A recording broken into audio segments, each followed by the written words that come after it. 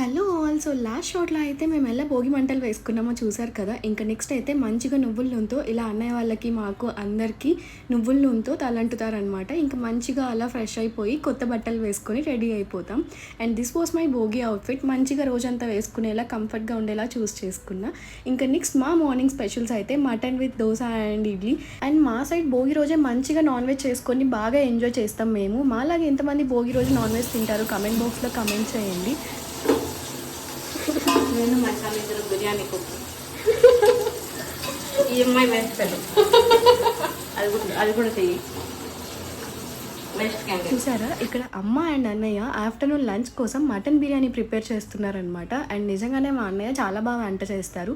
And నేను కూడా చేస్తాను guys, but my mom never appreciates me. అందరి మామ్స్ ఇంతే కదా, బట్ నిజంగానే బిర్యానీ అయితే చాలా బాగుంది, చాలా ఎంజాయ్ చేసాం. And see you in next vlogs. నచ్చితే సబ్స్క్రైబ్ చేసుకోండి.